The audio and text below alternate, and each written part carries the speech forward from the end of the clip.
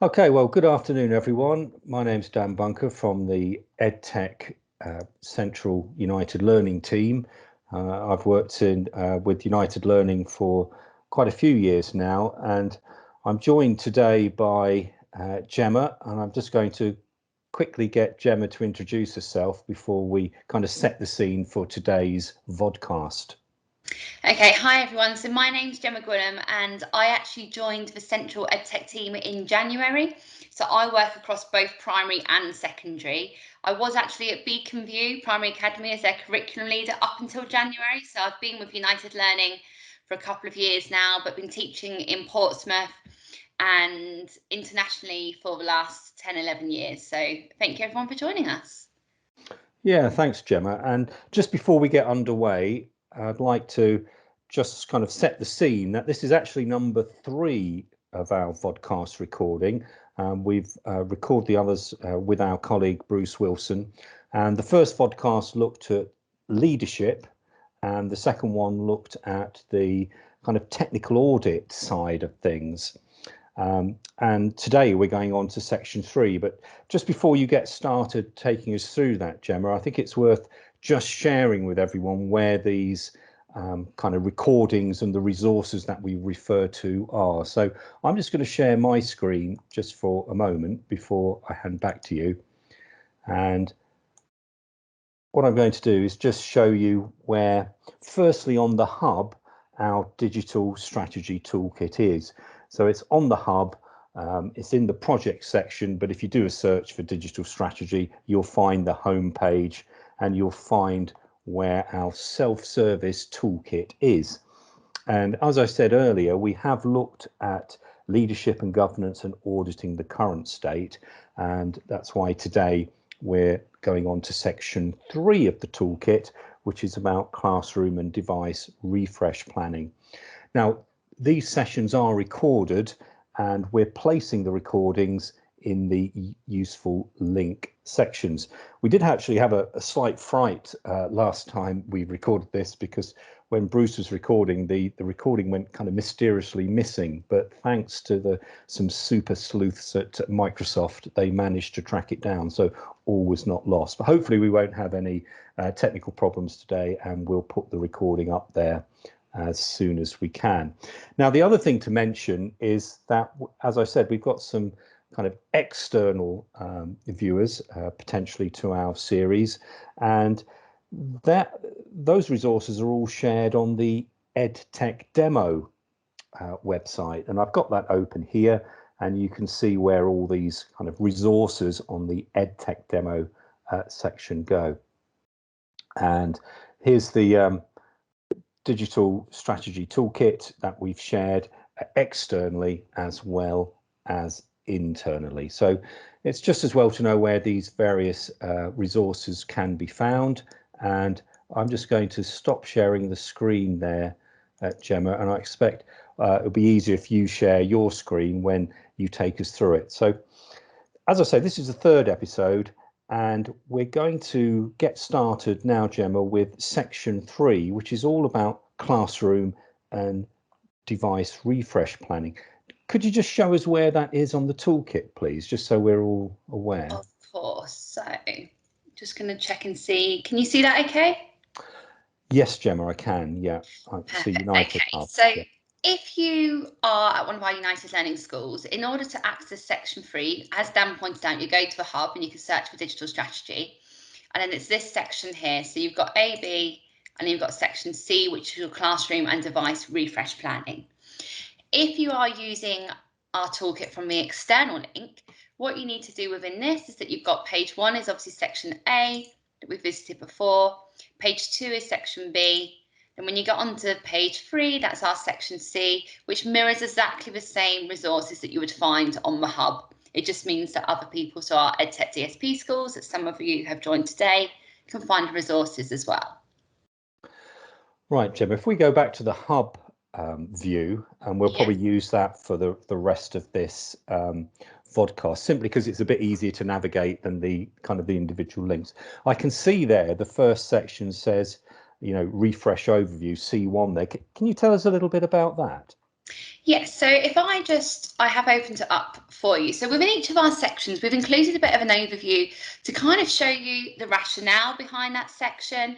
I mean, on this one, you can see we've taken something from Dominic's recent blog, but then it also talks about how it should be used and where leaders should start. So I think this is really quite useful. I've been working with some of my schools already to begin to think about actually what technology do we have? What do we know actually makes effective teaching? And then actually, when you begin to spend time considering your refresh plan, it's kind of how you want to do it and what you want to achieve. And then you've also got your key outputs in there as well. Yeah, so those overview sections are, quite useful, aren't they? Just to give you that, whoever's dipping into the toolkit, a quick kind of overview of what's involved in that section. Now in C1, I think there's also one other kind of resource which might be useful. These accelerate kind of learning matrices, technology to accelerate learning. What's kind of meant by that? And can you just talk us through it a little bit? Yeah, so I've opened it up on the screen here for you. Well, at United Learning, we aim to take an evidence-based approach to teaching, and where possible, we're always using research evidence to underpin our practices. So we take research from organisations like the Education Endowment Foundation and researchers like John Hattie, who've reviewed the effectiveness of teaching strategies such as metacognitive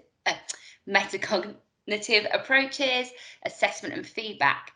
So what this matrix aims to do is to plot possible technology uses against those strategies. It's not necessarily an exhaustive list, but it does set out to give ideas and suggestions as to how technology can be utilised for these strategies. For example, to support assessment and feedback, you may want to look at tools like Teams assignments or Google Classroom, whilst for metacognitive approaches, tools such as Flipgrid and Poplet might be more appropriate.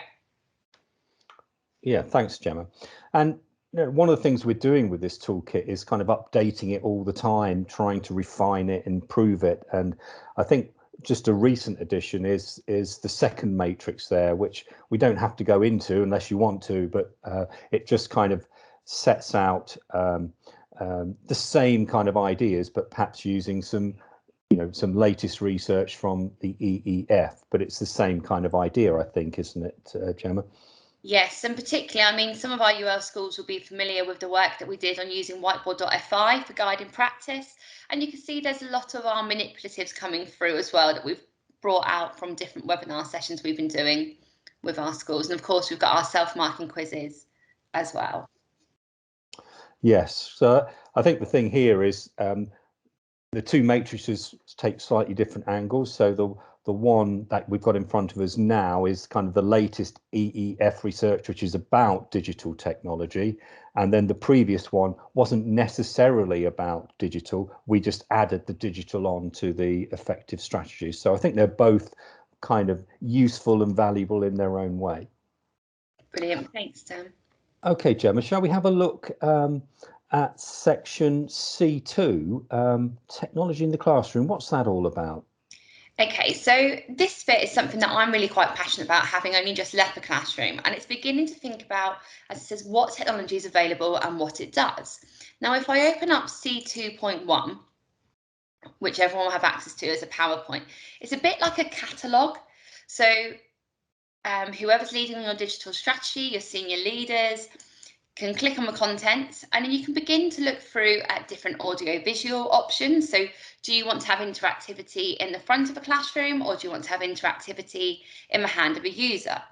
It creates, so if I was to click on audio visual, we've got our interactive, we've got our dumb terminal, we've got our projector. And then within each of the sections, it gives you a bit of a SWOT analysis. You've got your pros, you've got your cons, and your average cost and your average lifespan. Now, these are particularly useful when you're looking at your refresh options and your budgeting, especially for our schools over a 5-year plan. So you can truly begin to see actually what is going to work best for your school. So as you work through this, you've got examples from some of our UL schools. Then you've also got the comparisons. And we've even got the touchscreen devices for staff, which is something that we're beginning to build upon. And we've got videos from other webinars as well. So as you're really beginning to look at that refresh section, you can work your way through and see which is going to work best for your school. Yeah, that looks really useful, Gemma. Thanks for that. I guess one of the points there is that we don't have to replace like for like, do we? Is that kind of the point of the section? It gives you a chance to perhaps review and reflect on which devices you want in which kind of locations.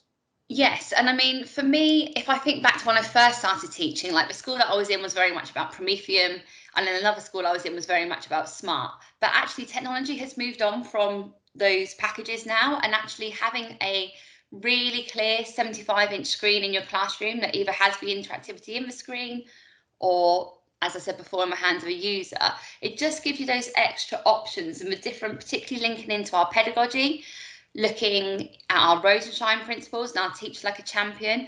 There are far more options out there available for people to look at and compare. And we have put a couple of case studies in here as well. And we're always looking for more case studies so that we're constantly keeping it up to date and relevant for everyone. Yes, good, thanks. I think the other thing I kind of mention here is something that I've been talking to a school about recently is that this refresh can be over an extended period of time. They may have only just put in, like one of the schools, their desktop PCs that are attached to their screens have literally been put in the last year. So I don't think they're going to rip those out in favor of a laptop or a Surface Pro or two-in-one device, but maybe during at the end of that, the lifespan of the particular device they're thinking of replacing, then they may choose to put it in then and make the change. So it's not as if you've only got one chance to do this. You can kind of implement them at different times of your digital strategy depending on the refresh cycle. Yeah, no, that's right, Dan. I think that's really important to note as well, is the fact that we haven't just said this is what everyone needs to do. The options really are there. But it also helps that if you have just put your PCs in, you can look at your lifespan and think, actually, do you know what? In 5 years' time, I need to replace my teacher devices. What am I going to need to do for that?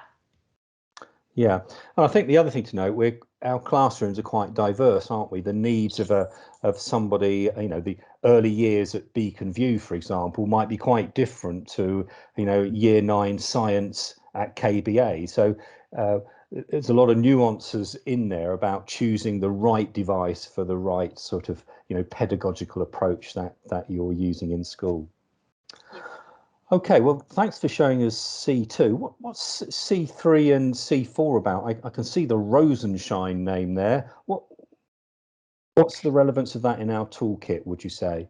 Okay, so this is something I've been working on with several of our EdTech DSP facilitators over the last few months, where we're really beginning to start to capture how technology can be used to embed the Rose and Shine principles within our classrooms. So when you're looking at C3, these are the slide decks, and they'd be really useful perhaps as taking them for CPD sessions or when you're creating coaching plans. So say, for example, as a teacher, one of my targets is to look at how I can use technology for independent practice. So I can go into C3.3, I can look at this and I can work my way through and collect some ideas that I may apply to my classroom. Another example might be I've been working with some trainees both within our UL ITE programme and also across Portsmouth. So I've been looking at how they can use technology to check understanding. And this really is something that we're looking to grow. So then when you look at C4, these are videos from some of our facilitators. And it kind of shows how they're already using technology. But what we want to do as well is continue to grow and add examples to this through over the next few years and looking at our Teach Like a Champion so that it's a bit of a resource bank for everyone to dip in and out of as needs be. So how do you see those videos being used? Is that something that perhaps, I don't know, the senior leaders in the school might want to review? Yeah, so it's very multifunctional. So with some schools that I've been working with, the senior leaders are beginning to look at these because then it ties back into the refresh. So they may watch the guided student practice with an iPad and be like, oh, actually, it's more effective when the teacher has the interactivity in their hands, either through an iPad, a Surface Pro, a Lenovo Yoga. It could also be bringing it back down to once the senior leaders have watched it, that then they share little nuggets of that and little extracts within their CPD sessions. It may also be, particularly if you're working within our UL schools, you've seen where these videos have come from, and it may be that you reach out to your educational technologist and say, oh, actually, Gemma, could I ask Vicky up at Abbey Hay just how she's got on with this, so that then we're sharing that good practice across the trust. Yeah, and those resources in section C3, I suppose they will help us see how the technology is used with that kind of rose and shine lens. Is that the thinking there? Yes, that's right. So it kind of breaks it down into what this rose and shine principle is. So I know within our UL schools, we're very heavily invested into Rose and Shine, but there may be some schools on the EdTech DSP programme which are only just beginning that journey. So you kind of get a bit of an overview about what it is, and then different examples. So like in your daily recaps, you've got things like doing your plickers, you've got examples of using forms for self-assessments. Whereas actually, when you're looking at new material in small steps, you've got things like changing your pen colour, for instance, or using class notebook. So there's lots of little nuggets that people can take away and see what will apply best for their classroom and school environment. Yeah, thanks, Gemma. I can see that would be really useful back in school. Shall we move on to the next section? I think we're up to C5, devices for students. Tell us about what's in this section, Gemma. Okay, so when we look at C5.1, which I'm just going to switch to here, again, this is another catalogue style guide. It's just something that the way that I work, I find it useful, but you can then begin to look at actually what the different options are for student devices. And this doesn't necessarily mean one-to-one device program. It's about beginning to think about, actually, do I want PCs for the children to access their learning on? Do I want them to have iPads, laptops, Chromebooks? And again, as you scroll through with different options, it gives you a bit of a SWOT analysis and suggested you some things to consider.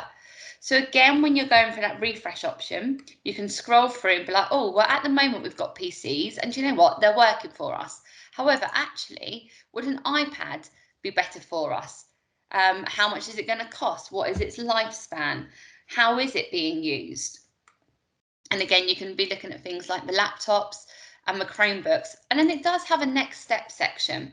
So it gives you some key questions that you can work together as a digital strategy team and beginning to think about actually what this refresh of people's devices in the financial modelling section is going to look like. Yes, thanks, Gemma. I suppose it's a bit like we said previously. It gives teachers and senior leaders a chance to reflect on the right device for the right age group and the right kind of situation. Yeah, and when you then look at, so that's your C5.1, and then C5.2 is that I'm aware that thanks to our amazing tech team, we do have a lot of Chromebooks within our schools across United Learning, and I know that there are many outside United Learning as well. So this document was put together to really support children with continuing their learning outside of a classroom. So it's about those children who perhaps don't have access to a device and looking at closing that digital divide so that then everyone's got an opportunity to learn regardless of the time of the day and their own personal background. So when you go to C5.2, it gives you lots of little tips and support in looking at these different options. So for example, looking at that learning quantity from one of our big rocks is how are you going to get that access to hardware? You've got a survey that you can use to share with parents and carers to find out whether or not their children do have access to devices, and even looking at broadband as well. And then it tells you how to analyse the information, and then gives you two different options. So step 3A is all about if you've got the devices in school, so perhaps you've got 100 Chromebooks in school, how can you then put these into the hands of the children? And who needs to do the different actions and what needs to happen? But then you've also got the options where if you need to purchase devices to support pupils, what steps need to be taken there? And of course, at the end, we've really tried to think about how to keep the pupils safe and the different options you can take there. Yes, I know from talking to my schools, Gemma, that Chromebook deployment is a real current kind of issue, and we're seeing lots of different ideas about how those Chromebooks could be deployed or redeployed. Some schools may want to keep them in the hands, particularly of their most vulnerable and needy pupils, where they'll have access to that individual device. There's quite a few schools actually starting to put them in classrooms as well as a sort of a, an additional bit of technology that could be used on a more of an ad hoc basis for interventions, maybe. I don't know if you've seen that in some of your schools as well, Gemma. Yeah, actually, I was up in one of my Oxford schools, Windale, a few weeks ago, and I saw a lovely approach in the year 5-6 classroom where they are fortunate enough that they've got enough Chromebooks for one per child at the moment. And they're not running a one-to-one device strategy. It's more of a case of that the children, if they need them, they can access them. So in the year 5-6 classroom, when they first come in the morning, the children log on to their Teams page and they've got an assignment set for them by the teacher. And this is their morning work. So it's really looking at that retention of knowledge, perhaps addressing misconceptions. And the teacher actually said to me that by the children logging on through assignments, they can then see what the child's completed and can give feedback instantly to the pupil or to the class. But when speaking to the children, actually what I found really nice is I saw children using things like immersive reader and dictate to access their learning. The children weren't just doing everything on the Chromebook, they were making jottings on they've got the tables that you can write on, and on their books. And one child turned around to me and said, it's like we've been given the whole world at our fingertips through one device, which I thought was really quite magical. I then saw in another class that the children were having access to interactive working walls. So as a teacher, I used to put things on the working wall for the children to go and use to support their learning. Now, for me, as someone who is dyslexic, I actually find that quite difficult to process that information. And what the children were doing is that the teacher had created an interactive working wall in Sway, and it had like different fraction walls that the children could access and use. It had manipulatives from things from different websites that you can access for free. It had videos to support the children. So they were really getting that independence. But the great thing was as well is that because the working wall was interactive, when the children came to doing their home learning, they've then got access to the same resources in school and at home. So that's one of the nice things that I've seen. Dan, have you seen anything at all recently? Well, working with a few schools, we're seeing how they're trying to kind of use those Chromebooks for integration in curriculum resources, because although we're seeing Chromebooks used as an intervention device, i.e. something outside of perhaps the normal work of the rest of the class, they're doing an intervention, they're going off and doing an activity like Bedrock or Shine or something like that.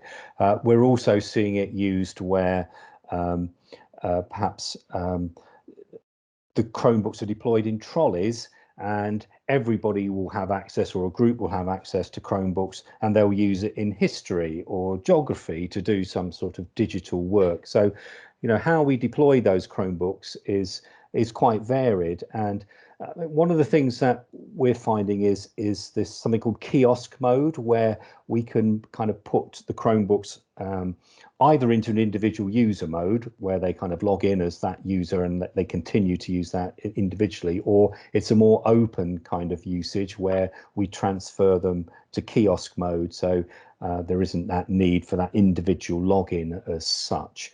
I'm conscious that we may have schools from outside United Learning who don't have the kind of perhaps the central management that we've had with Chromebooks. Is there any kind of advice or guidance, or what will they find useful about our kind of Chromebook deployment guidance in the toolkit, do you think, Gemma? I think perhaps even just thinking about the different ways that the Chromebooks can be used, and about that knowledge of being able to put them into kiosk mode, thinking about actually reaching out to the families that may need them in their home, but then also linking it back into like our Rose and Shine section, where actually that independent practice, could these be used within the lessons to promote that independent practice? Or if you're looking at that check and understanding, if you put all of the Chromebooks or the devices that you've got in kiosk mode and they become a class set, then you've got a whole group of children can be using them to access their online forms and quizzes. Yes, Gemma, would you mind just sharing the toolkit again, and we'll just perhaps just go through and summarise the sections now, because you've gone into some detail on each one, and it will perhaps just be useful just to quickly kind of summarize what we've got in this section and how we might use it.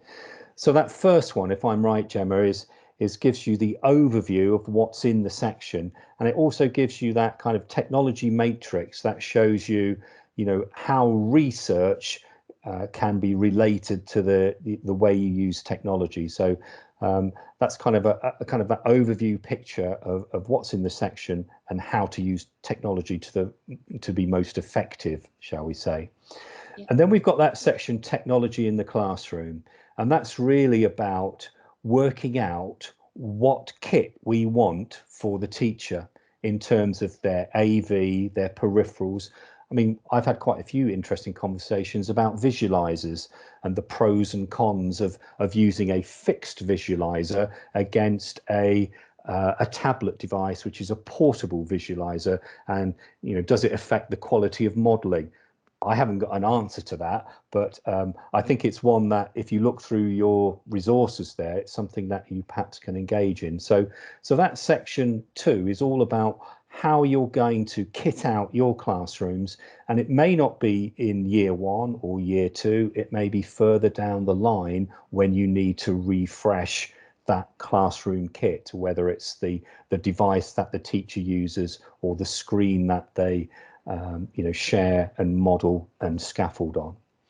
And then section 3, then, that's really linking it to Rose and Shine. Section 3 and 4 have kind of got that in common, really. It's saying we know Rose and Shine's important. We know it underpins our approaches to the pedagogy of teaching and learning. Therefore, how can technology fit in with that? I guess that's less device specific, would you say? It's more generic. Yeah.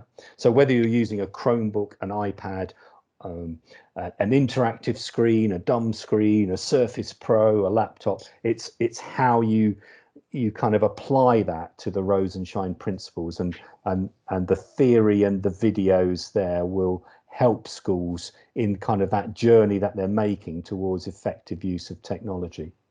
Yeah. And then when we finish off with the devices for students, that's thinking about the mix of devices that we want to offer to students. We want to be aware of the pros and cons of the different devices, also the cost, because that may have an impact on what we're going to provision. And also we're probably going to be thinking about how many devices we're going to provision in terms of our overall ratios and the access to home issue, because one of the things about the digital strategy, it's really important that we kind of address the digital divide. And I know you mentioned schools kind of giving or assigning a Chromebook to an individual to try and help with that access at home and breaking the digital divide.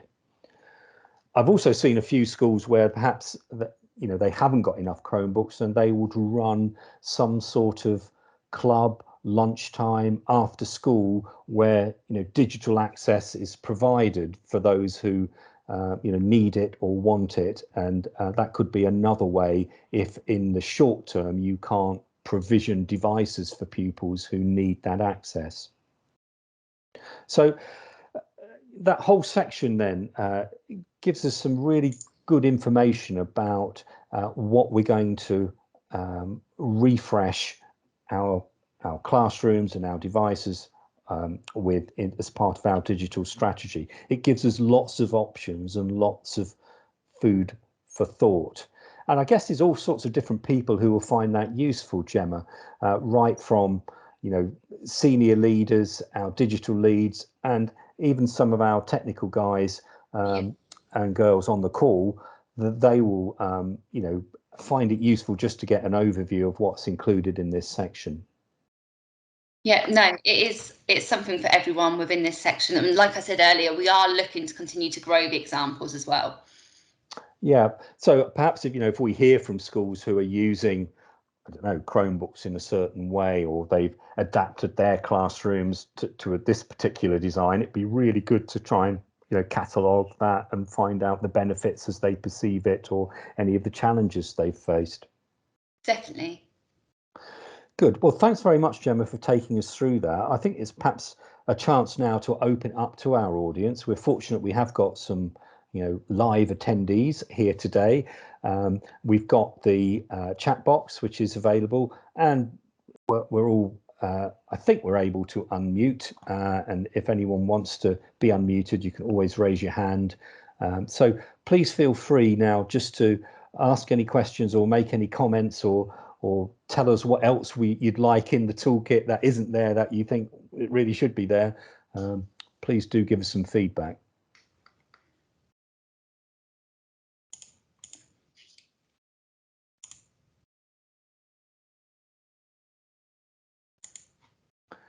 Oh, thanks. So yeah, you've got all your audio and video tools available to you. So we're a small group. There's no problem just unmuting and asking your question, or if you'd rather type, then type away. As I said earlier, Gemma, we will put this recording, we'll top and tail it and put it available on our digital strategy toolkit page. It takes a little while to upload them to the EdTech demo. It takes a little while their end to process it, but hopefully it won't be too long before they become available on the site. That'd be really useful, Dan. And can I access the other vodcast through that way as well? Yes, you will be able to. We're just waiting to for them to process the upload, but it won't be long before all the vodcasts, and there will be 4 of them. And when we finish, I'll just signpost you to the 4th one and the final one. Thanks, Chris, for some feedback there. It says a good amount of info, and thanks for everything. So I think generally people will find this useful just to peruse all the various options and get all that kind of detailed information. That's quite an interesting question, actually, Alex, as you know from the Oxford cluster, about screen time. We haven't specified or gone into the detail of that. I mean, I guess there's a certain amount of age dependency there, Gemma. How would you kind of address that concern, possibly from some teachers, possibly from some parents, about, hang on a minute, digital's all well and good, but we need to find a balance here between digital and not looking at screens all day? Do you know, that's a really good question. It's something that only really just been starting to look at, and I know it's something that my parents had before, but we're very much about not using technology for the sake of using technology. So like the schools that I mentioned where they have got enough Chromebooks for every child, they're not using them all the time, because it's really about making sure that we're using them when it's appropriate, when it is going to enhance teaching and learning or provide a scaffold or actually make learning more accessible for our SEND learners. It's definitely something that I don't have the answer to at the moment, but I'm quite interested to research. Yeah, I think it's something we might better learn from our one-to-one schools. Obviously, we've got a number of schools in our group who have been one-to-one for quite a long period of time, particularly those schools in the independent sector. And I think the thing that they've learned is very much about when to use and when not to use technology. So they'll apologies there. That's okay, Gemma. I think we just lost you for a moment, and perhaps you're just going to rejoin us. But as I was saying, our one-to-one schools have been kind of in this scenario for a number of years now, and they've had to address those concerns that Alex has raised, or of screen time. What is the balance? And it isn't looking at your iPad or your device all day. It's very much about when it will bring educational benefit, that's when we're going to use it. And it is something that schools will need to consider. I don't think most of us at this stage, it's an issue, because we haven't got them on all day. Teachers are still finding their way around, using these devices as effectively as they can. But perhaps we will need to put something about guidance on screen time as as the toolkit develops. So thanks for raising that, Alex. Are there any other kind of questions from the group at this stage? We've got you back, Gemma. Thank you. Apologies. I was like, yeah, I joined on my iPad as well, but I don't think it come through at the same time? No, that's a good question. A good question for some of the technical people. You know, I find if you join on an iPad as well, obviously you're just sharing the bandwidth between the two, and it may not actually help the situation. And it's kind of useful to have two devices, I know, but if you're struggling with bandwidth, it's probably better to just join with the one device. But yeah. Okay, well, as I said, the next vodcast in this series, the fourth and final one, is on the 6th of December. It's slightly later, it's at 1 o'clock. We're going to be joined by my colleague Bruce Wilson, and we're going to be talking about financial planning, because with the best will in the world, if we've got our wonderful refresh options that we've looked through in today's section, to make them a reality, we're going to have to work out how we're going to afford these and how we can plan for implementation over a period of time. So that's the subject of our next podcast on the 6th of December. Well, Gemma, thanks very much for joining me today and taking us through that refresh section. Thanks everyone for joining us on the call who was able to make it. We will put the recording up as soon as possible. And thanks everyone. Look forward to seeing you on the 6th of December. Thank you, Dan. Thanks, everyone. I'm going to stop the recording now.